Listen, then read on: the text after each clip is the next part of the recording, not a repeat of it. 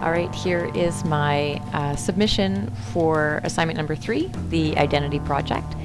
The goal for this project was for me to think about my own identity, my worldview, and my relationship to the land, and to present my findings in a somewhat creative way. So I decided to use a Prezi because an important part of how I self-identify is that I self-identify as a teacher and an educator. And so as a teacher and an educator, I use a lot of PowerPoints. So I thought instead of just my same old boring PowerPoint, I would amp it up a little bit and make a Prezi. And also something that I'm working towards maybe with my self-identity is to be a innovative teacher. I do a lot of teaching online, and so it's important for me to always be trying out new technologies, and so I thought it would be appropriate for this project for me to try out something new. And so the software that I'm using to make the screen capture and the recording of my voice is new for me. So that's been a bit of a struggle this week. It's called EasyVid, and so keep your fingers crossed that it continues to work for me. But I wanted to explain why I decided to choose this medium, because for me, presenting in this way is very much related to how I identify. So my name is Deborah Shannon, and in this project I've been asked to explore my identity. So who am I? What factors affect how I identify myself? And how does my self-identification affect how I see and interact with the rest of the world? Here's a photograph of me, and so I'm asking you to take a look at this photo and decipher any external clues that there might be as to my identity. And you can tell, probably, hopefully right away, my gender and my race. And those are ways that I identify myself. I do identify as a white woman. You might even surmise from my clothes and jewelry that I'm from a particular socioeconomic class. And if you look at the tree in the background, you might even be able to guess my religion. And none of these observations are wrong, although I don't really identify very strongly with any particular religion. So in other words, I'm not particularly religious, but if somebody asked me, what is your religion, I would identify as being Anglican. And of course, on my, whenever I fill out a form for taxes or for a new credit card or something, they ask your income bracket, and so I'm able to identify myself, place myself in that type of continuum as well. But I think what's interesting isn't so much what you can see here, but it's how what you see here gets interpreted. So what I mean by that is that what we've learned in this course is that our identities are made up of internal as well as external factors. And those external factors are labels that are placed on us by the media, society, and other people. So here on the left, I've kind of indicated some of the labels that I feel that the media and society might place on me just based on those external clues as to my identity that you just saw. So I might be labeled as being boring or a suburbanite. Perhaps because I'm a woman, I might be considered a subordinate. And one real problem that I have with the media is that very often there's a dichotomy for women, and you can either be a young virgin or an old crone. And there's very few roles in between for those of us who might identify as being middle-aged. I just turned 40, so that's a piece of my identity that I'm struggling with maybe a little bit. But the thing is, I don't agree with any of these labels. I don't feel like I'm an old crone or a young virgin. I certainly don't feel subordinate. I don't think I'm boring, and I don't really identify as a suburbanite either. So for me, what's interesting is that maybe some of these labels that the media might try to put on me are maybe part of my identity involves fighting against those labels. There is, though, one label that I think the media does place on me and society that I would have to agree with, and that is that I am very privileged. So I have a YouTube video here, but unfortunately I don't know how to make the sound play. So I'm going to kind of zoom through the video. So take a look. This girl's talking about how she feels that she's probably a lot more privileged than other people because she can turn on a tap to get water, whereas in some countries, people have to really fight to get water. So you can read the screen here. The Privilege Walk is an activity designed to help people see how privileged they are. So they read these 35 social privileges as statements, and people took a step forward or a step back based on how they identified with the statement. So everybody starts off on the same line, and you can see, we're going to move forward here quickly, that people very quickly end up, here's the starting line. And you can see right away, after a few questions, that there becomes a greater and greater difference between people, and some people can't even hold on to their friends, to their other people in the experiment anymore.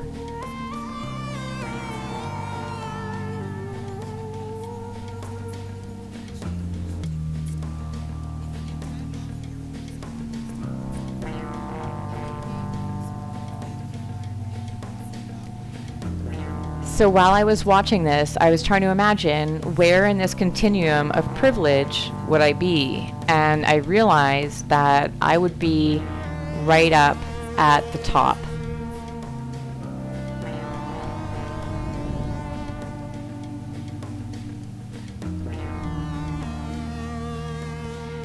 So the video asks, how was it, and then interviewed a few of the people who participated in the study, and everybody felt pretty uncomfortable, whether they were at the front of the line for privilege or the back of the line for privilege. And I think everybody was pretty surprised at how uncomfortable they felt during that experiment. So I can get back to my Prezi. Oh, I lost my Prezi.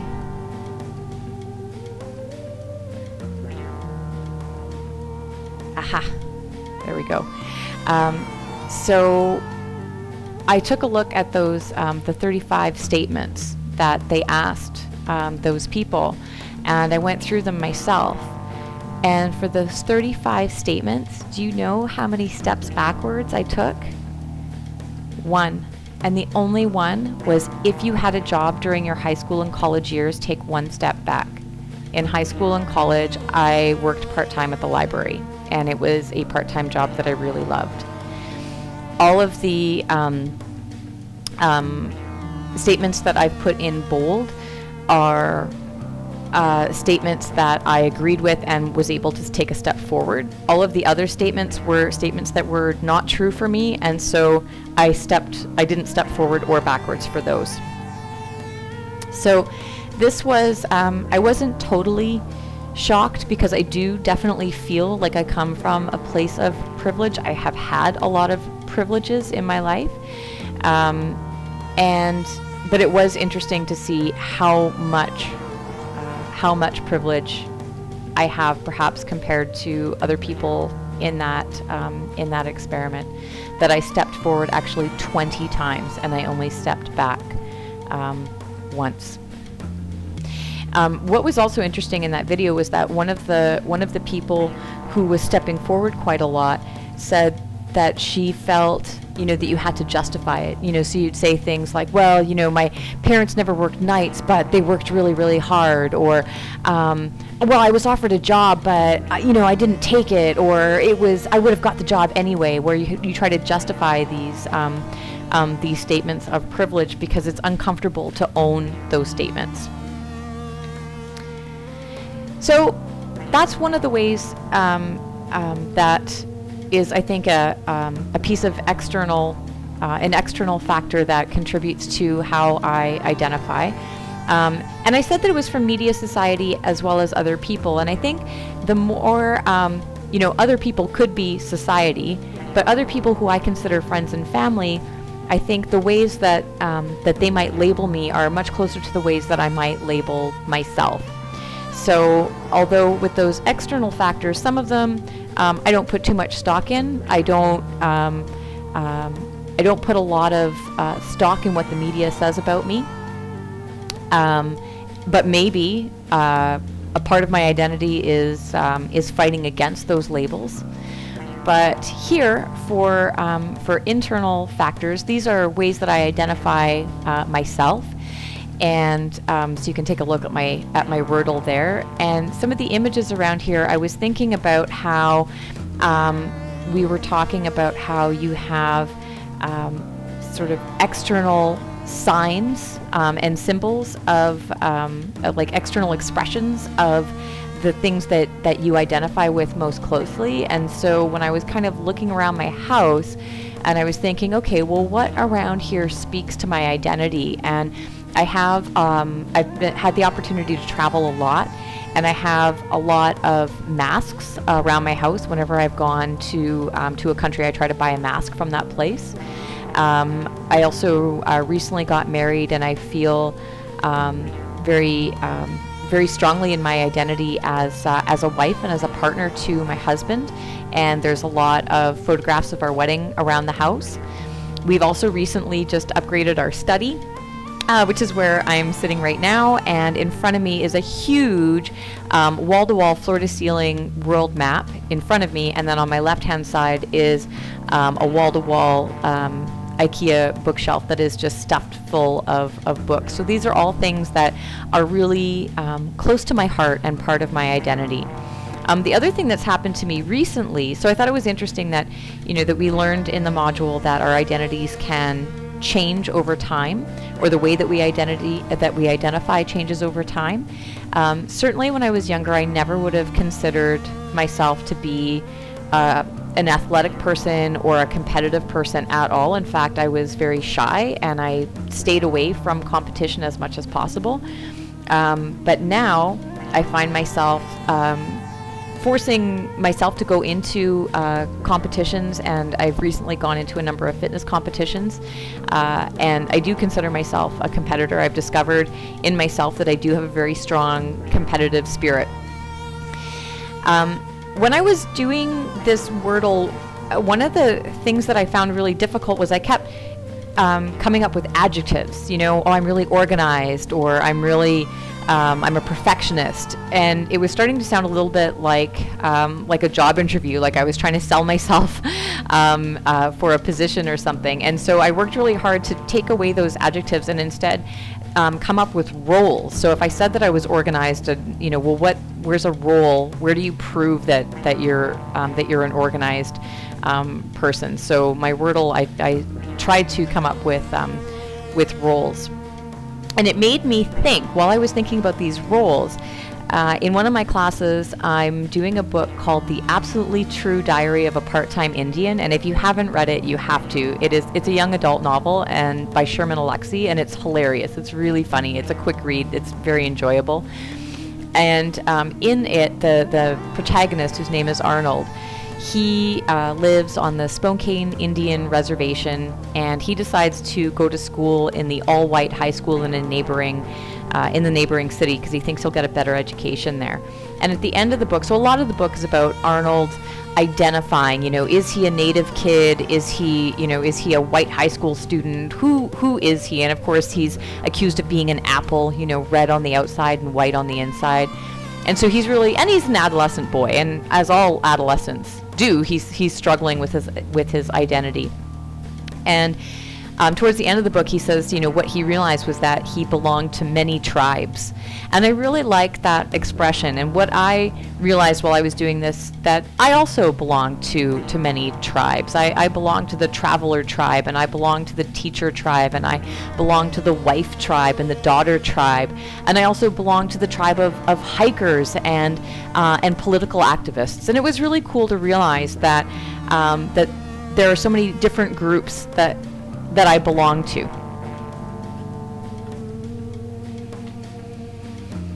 So all of these things, how I identify, all leads into my worldview. So how I look at the world. And so when I was thinking about how I view the world and my aspirations, attitudes, values, and beliefs, I realized that I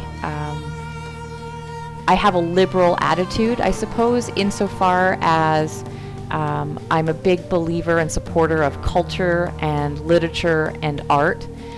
Also, I have a very strong respect for the environment. I talked in some of my posts about what an obsessive recycler I am and how I compost, and I try not to waste food. I also try to purchase locally. I buy from the farmers market. I try to make sure that any animals that I consume have been raised and killed humanely. If I ever get a chicken, for example, I make sure that I use every part of that of the meat so that nothing goes to waste. So, for example, with a chicken, my husband and I will eat all the white meat because that's what we like best, and all of the dark meat I'll put into an enchilada, or I'll make a chicken pie with it, and then I'll boil down the bones with any leftover vegetable scraps that I have, and I'll make a chicken broth, and then I'll use that in future cooking as well. So those are kind of my my attitudes about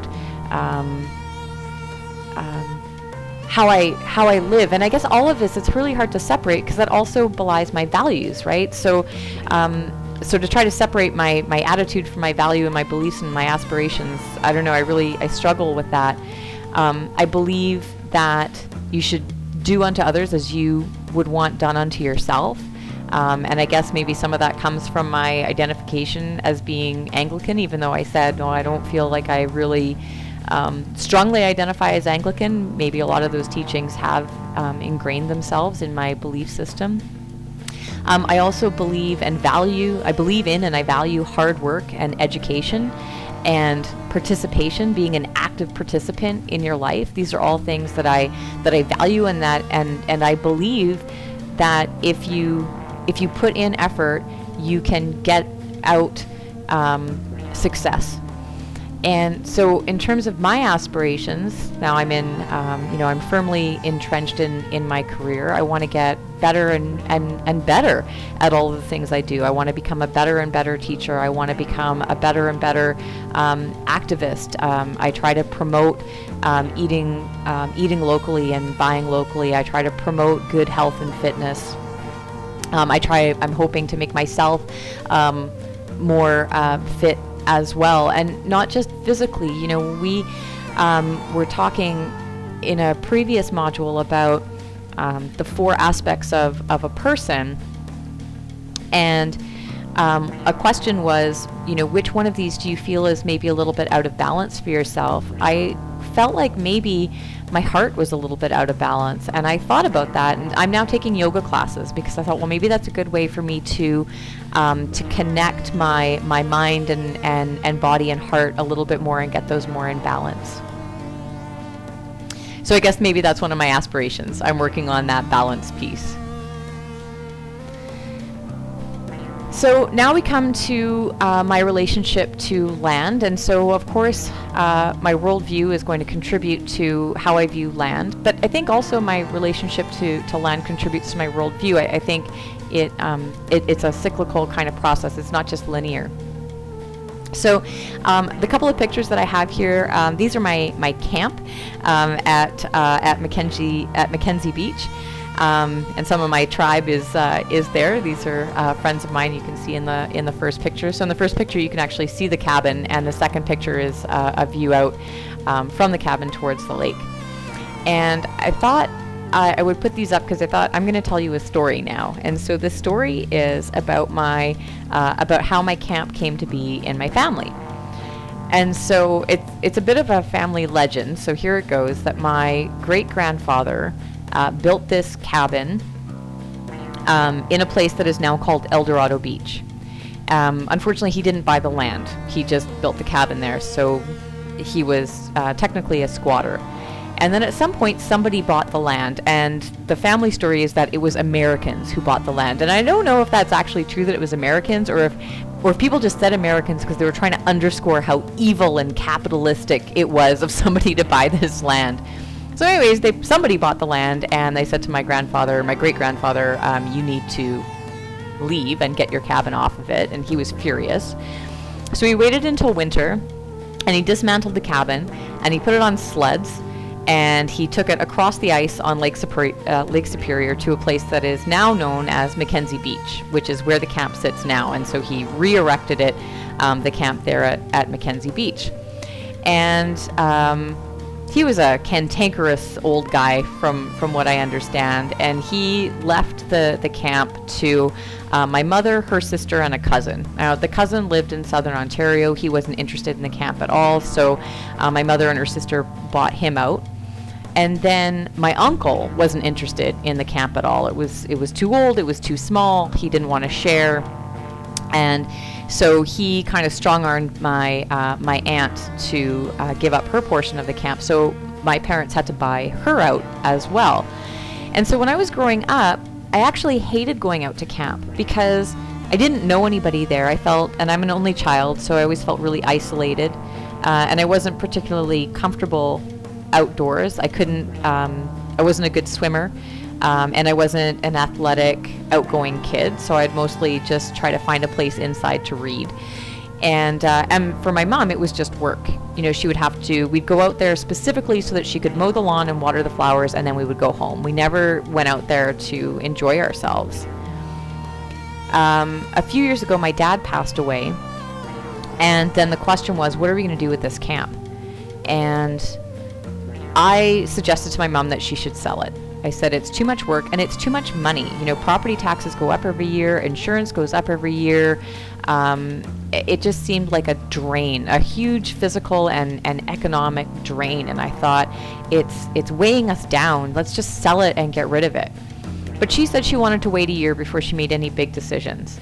And I'm really glad that she did, because what we ended up doing was going out to camp to work off our grief over my dad's death. And so we built that retaining wall that you can see people sitting on. We put in a new patio. We painted everything. We put in new decks. We sanded things down. We made a rock garden. We took down trees. We cut up firewood. We did so much work. We broke our bodies in order to mend our souls, I think.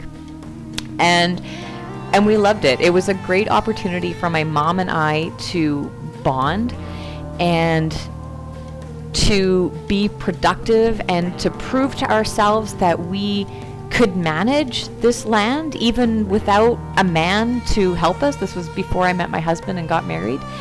And the question now is, I don't have any children and I don't have any siblings. And so this piece of property will at some point become mine. But my husband is not from Canada. He's Canadian. He has a citizenship, but he's a British citizen originally, and he doesn't have any family in Thunder Bay.